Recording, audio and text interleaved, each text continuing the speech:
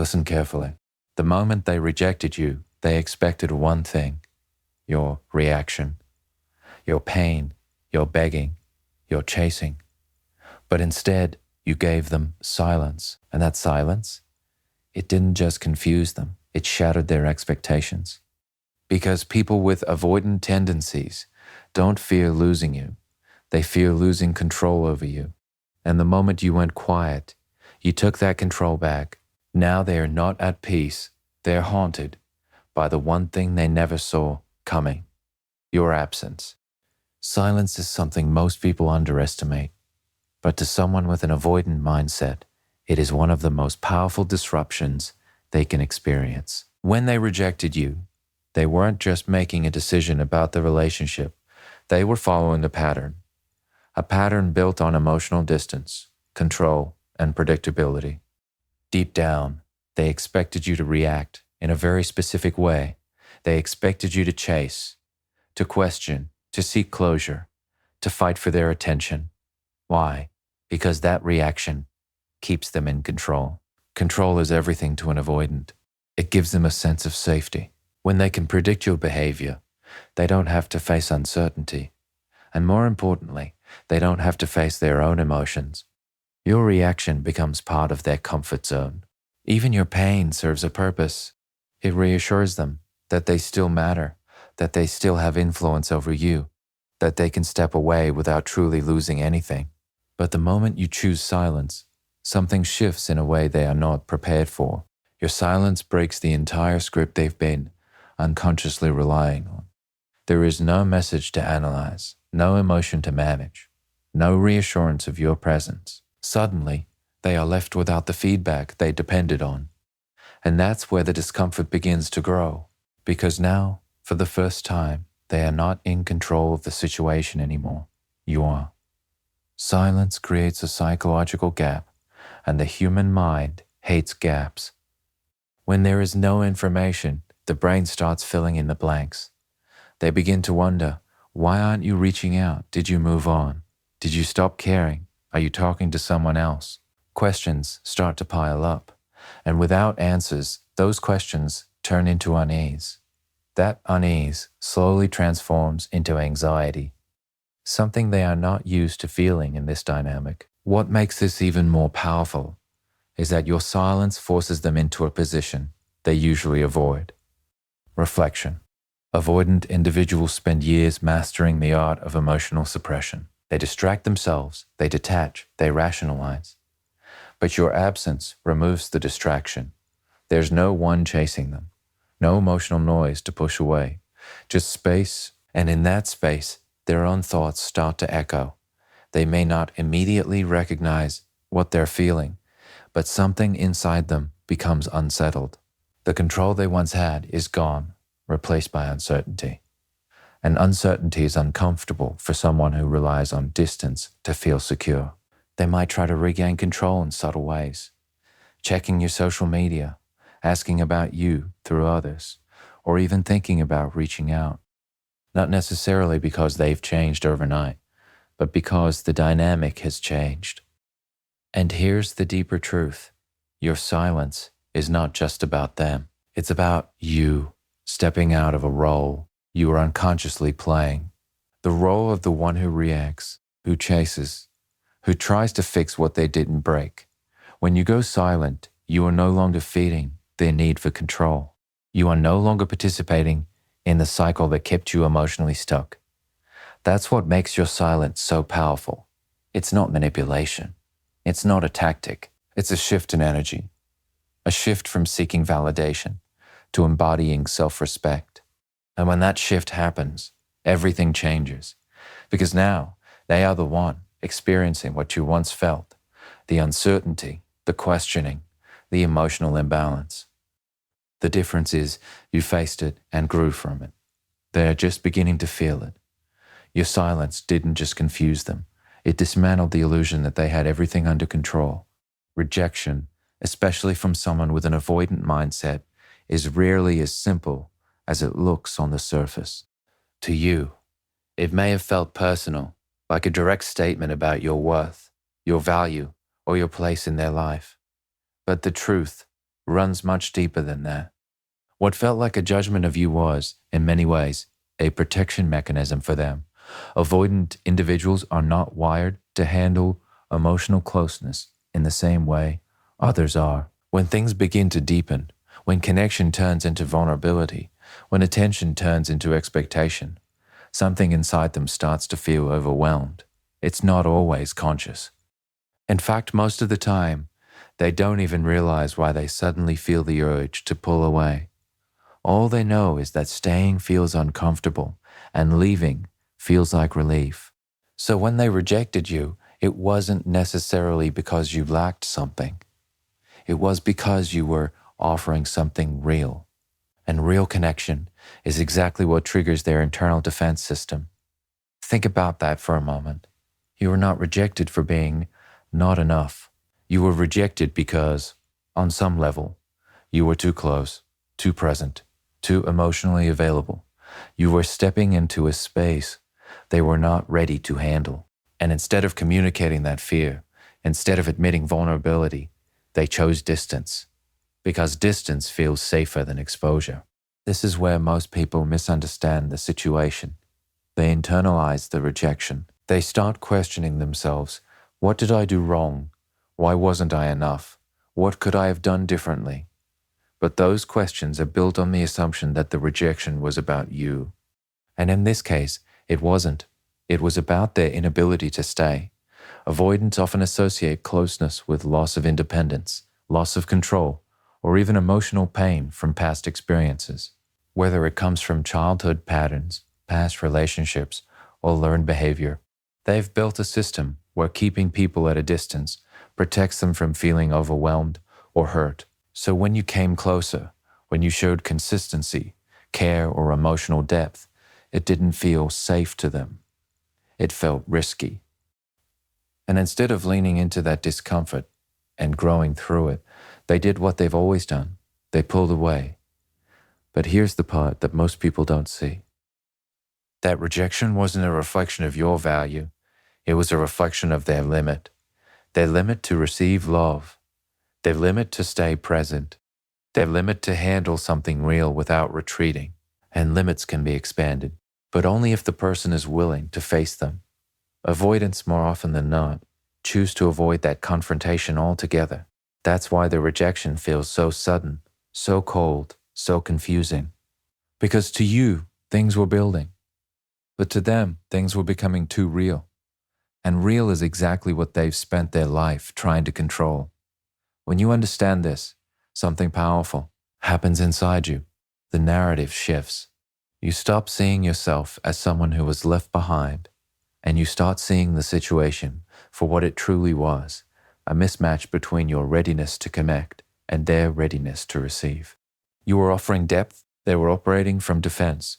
You were moving toward connection, they were moving toward safety, and safety for them meant distance. So the rejection was not a final verdict on who you are. It was a moment where their fear overpowered their capacity. It was a decision rooted in self-protection, not in your inadequacy. That's why trying to prove yourself after rejection never works with an avoidant, because the issue was never about you being enough.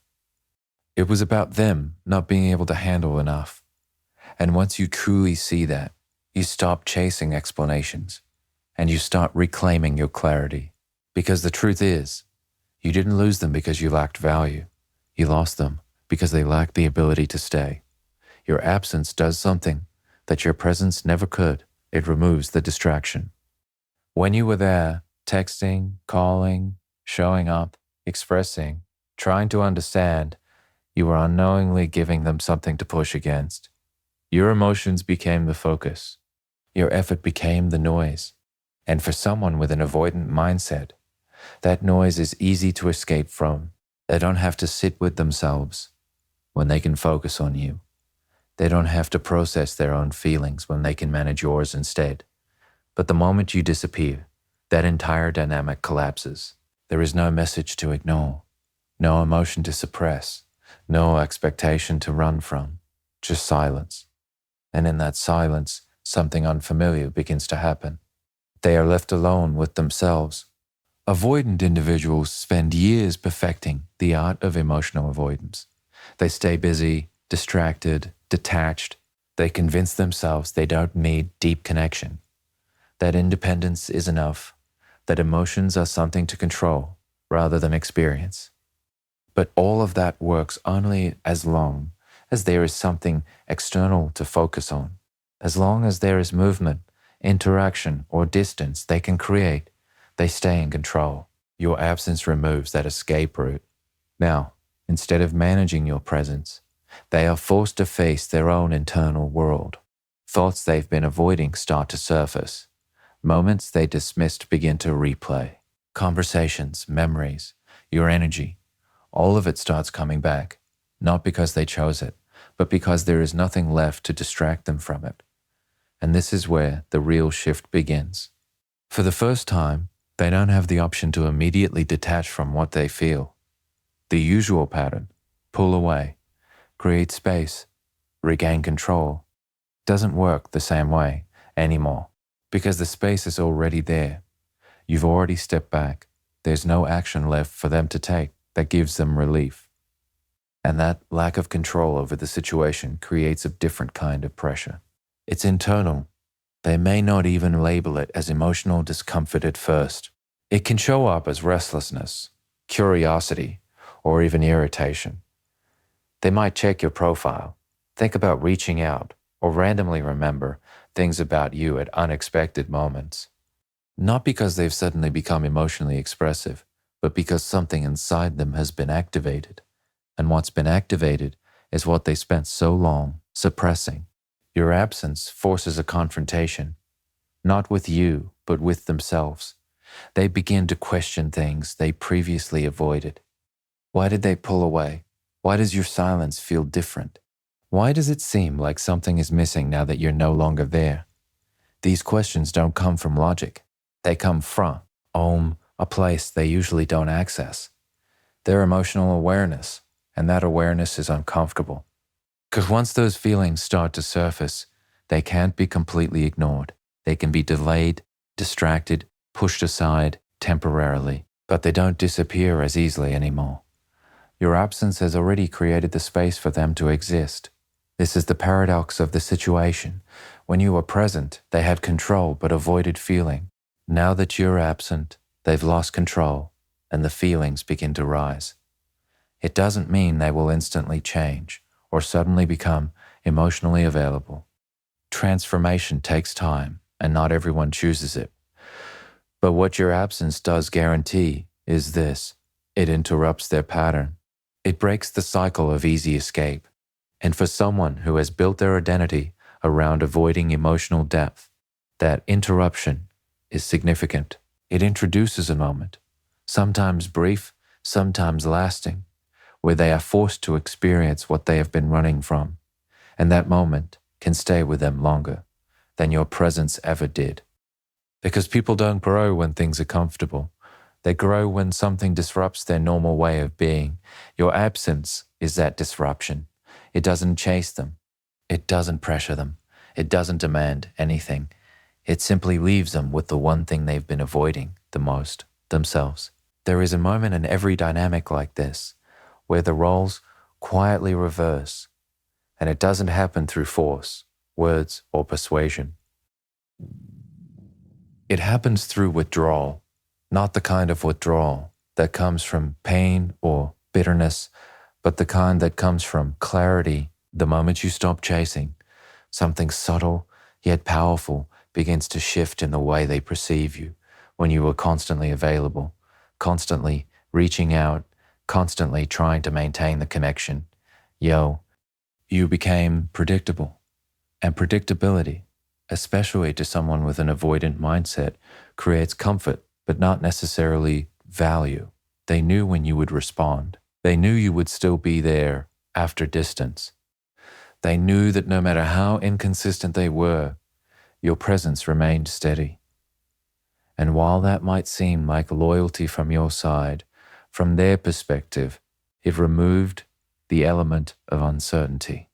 And uncertainty is what keeps the mind engaged. The human mind is naturally drawn to what it cannot fully understand or control.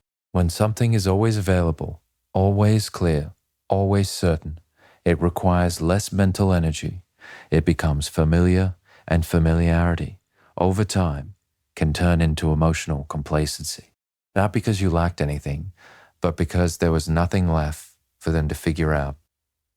But the moment you go silent, the moment you step back without explanation, without drama, without closure, you introduce something they didn't have before, a question, and that question begins to change everything. Now, instead of knowing exactly where they stand with you, they are left guessing. Instead of being sure of your availability, they start to wonder if that access still exists.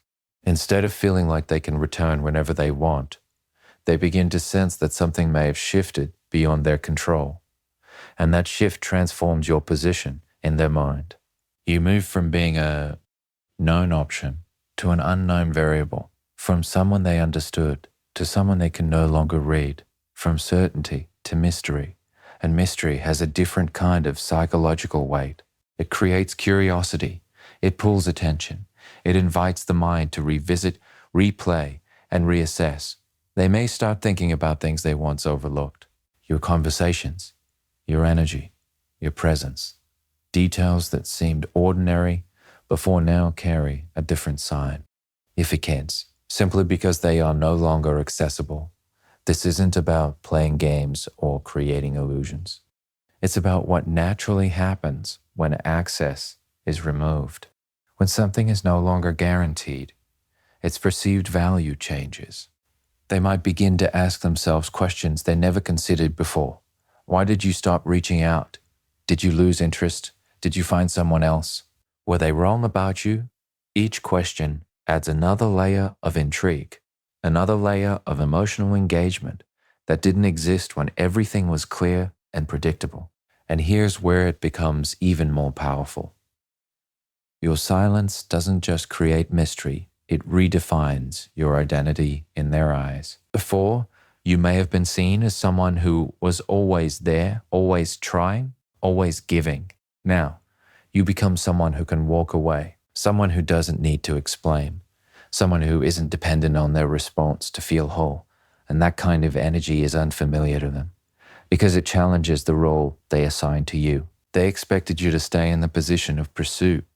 They expected you to remain emotionally invested in a way that kept the dynamic unbalanced. But when you step out of that role, you disrupt the entire structure of the interaction, and disruption creates impact. It doesn't guarantee that they will come back or suddenly change their behavior, but it does guarantee that they will see you differently. Not as someone they can easily predict or return to without consequence, but as someone who has depth, boundaries, and the ability to detach. And that perception shift is something they cannot ignore. Because in a world where they're used to controlling distance, you became the one who introduced it on your own terms. You didn't ask for their attention. You didn't fight for their validation. You didn't explain your absence. You simply became you, available. And in doing so, you became something far more powerful than before. Not just someone they once knew, but someone they now have to figure out. There is a difference between distance and finality. And for someone with an avoidant mindset, that difference is everything. Distance is something they understand. It's familiar. It's safe. It's the space they create when things feel too intense, too emotional, too real. In their world, distance doesn't mean the end. It means control. It means they can step back, breathe, regain their sense of independence, and return when it feels comfortable again. Distance to them is temporary. It's reversible. It's something they believe they can manage on their own terms. But your silence introduces something they are not used to dealing with: finality. And finality feels completely different when you stop reaching out, when you stop reacting, when you stop reacting, when you stop maintaining the connection. It doesn't feel like the usual space they create. It feels like something has shifted beyond their control. It feels like a door that may not open again, and that possibility creates a kind of discomfort they cannot easily dismiss. Because for the first time, the distance is not theirs, it's yours. And that changes the entire dynamic. Avoidant individuals are comfortable pulling away, because deep down, they believe they can always come back. They assume that the connection will still be there, that the other person will still be available, that nothing is truly lost, only paused. This belief allows them to detach without fully experiencing the consequences of their actions. It protects them from the fear of loss, because in their mind, the loss isn't permanent. But your silence challenges that belief. It introduces uncertainty around something they thought was certain. Now, instead of feeling like they have the option to turn whenever they want, they begin to question whether that option still exists. And that question carries weight. Because if the answer is no, if you have truly moved on, truly let go, truly detached, then what they are facing is not distance anymore. It's loss. And loss is something they are not prepared for. This is where their internal conflict begins to surface. On one hand, their instinct is to maintain distance, to avoid emotional intensity, to stay in control. On the other hand, the idea of losing access to you completely starts to create tension. They may not express it openly, they may not even fully understand it, but something inside them becomes unsettled, because control without access is meaningless. They might start replaying the connection in their mind, not in a deeply emotional or expressive way, but in fragments, moments, conversations, your presence, your consistency. Things they once took for granted begin to feel significant, not because they suddenly changed, but because they are no longer available. And this is where the fear of finality quietly grows. It's not loud, it's not dramatic, it doesn't always show up as clear regret. Sometimes it appears as curiosity, as restlessness, as an unexplained urge to check on you or think about you. But beneath all of that is a deeper realization forming, that something they assumed would always be there might not be anymore. And that realization is uncomfortable, because finality removes their safety net. It takes away the idea that they can come back whenever they feel ready. It forces them to confront the possibility that their actions had consequences, that their distance created a real outcome, that the connection they once controlled is no longer within their reach. And that's where the power of your silence truly reveals itself. Not in forcing them to feel something, but in allowing them to face something they've been avoiding, the reality that not everything waits forever. You didn't argue, you didn't chase, you didn't try to convince them to stay. You simply stepped back, and in doing so, you removed the illusion that they could leave without losing anything. Because now, the absence they feel is not something they created. It's something they cannot undo. And that's the part they struggle with the most. Not the distance, but the possibility that this time, the distance has turned into something permanent. And once that thought takes root, it doesn't disappear easily. Because even for someone who avoids emotions, the fear of losing something real, forever, is something they cannot completely ignore. There comes a point where the silence you chose is no longer about them at all. It becomes about you. In the beginning, it might have felt like a reaction, a response to their rejection, their distance, their inability to meet you where you stood. It may have carried a mix of emotions, confusion, pain, even a quiet hope that your absence would make them realize something. And while that might have been the starting point, something deeper begins to happen if you stay in that silence long enough. You start to change. Because when you stop chasing someone else, your energy has nowhere to go except back to you. And that's where the real transformation begins. For so long, your focus may have been outward, trying to understand them, trying to fix the connection, trying to hold on to something that felt meaningful. Your thoughts revolved around their actions, their responses, their presence, or absence. But silence breaks that cycle. It removes the constant engagement, the emotional back and forth, the need to interpret every signal they give. And in that space, you begin to reconnect with yourself. At first, it might feel unfamiliar, even uncomfortable, because you were used to giving your attention away. You were used to investing your energy into someone else's behavior. But as time passes, that same energy starts to shift inward.